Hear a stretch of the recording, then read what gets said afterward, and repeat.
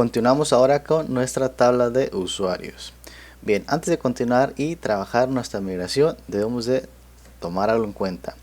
La tabla de usuarios, que tiene relación con las demás tablas, cuando nosotros creamos el proyecto de Laravel, vamos allá, está en una posición en la que se va a ejecutar primero que nuestra tabla de tenants.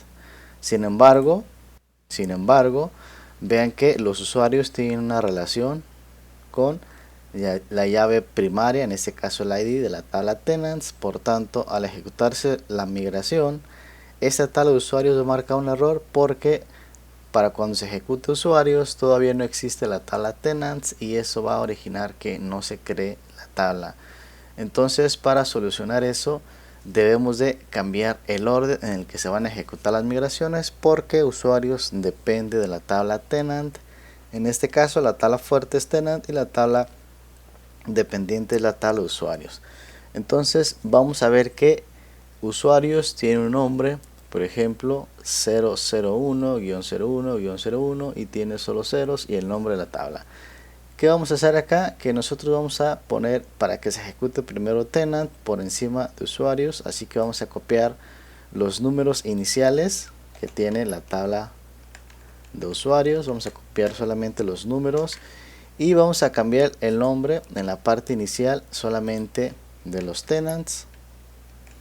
Vamos a reemplazarlo y en lugar de dejarle 00010101 vamos a quitar el segundo 01 y lo vamos a dejar 00. Pulsamos un enter y con eso se va a ejecutar en ese orden vertical, primero la tabla de tenants y luego la tabla de usuarios, que es el orden en el que lo necesitamos acorde a nuestra estructura de la tabla. Bien, entonces ahora sí nos vamos a ir y abrimos la migración de usuarios. Acá ustedes saben que Laravel ya le agrega las columnas necesarias dependiendo de la versión de Laravel. En este caso estamos en la versión 11 y toda esa estructura dentro de la migración ya la está predefiniendo Laravel. Entonces nosotros vamos a trabajar sobre esta migración agregando las columnas necesarias para nuestro proyecto. La primera columna que vamos a agregar va a ser la relación hacia la tabla de tenants. Por tanto, vamos a escribir table y vamos a definir una llave foreign. Entonces foreign id, pulsamos un tab para que se autocomplete el código y se va a llamar tenant-id. Al final vamos a colocar constrained y vamos a colocar el nombre de la tabla tenants. Listo, vamos a poner punto y coma. Ahora, algo muy importante que debemos de considerar es que no todos los usuarios van a ser un tipo de tenant, es decir, en la tabla de usuarios va a existir tanto los super administradores como los tenants. Entonces ese tipo de usuario que va a ser un tenant, ese sí va a llevar un valor en la columna tenant-id.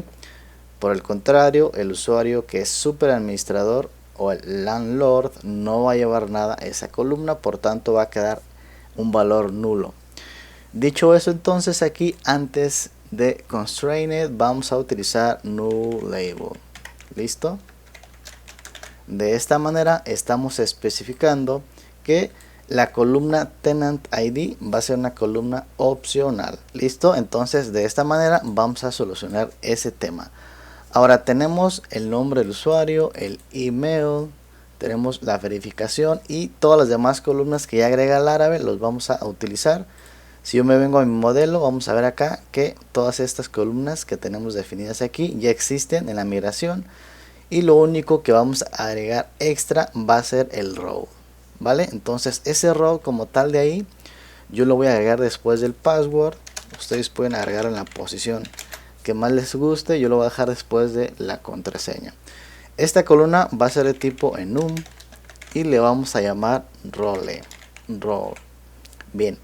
Esta columna role estratégicamente nosotros la vamos a utilizar para poder filtrar y aislar dentro de lo que es nuestro proyecto el tipo de usuario. Entonces va a tener dos valores únicamente. El primero va a ser de tipo tenant o el usuario puede ser un tipo de usuario con el role tenant y el segundo naturalmente sería un land. Vamos a dejarle un valor por defecto. Escribimos default y acá le dejamos tenant. Listo. Entonces vamos a explicar un poco más.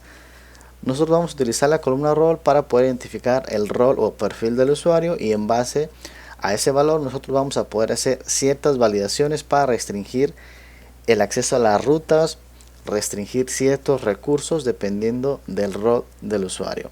Bien, entonces hasta aquí ya hemos terminado con las columnas que vamos a necesitar para la tabla de los usuarios.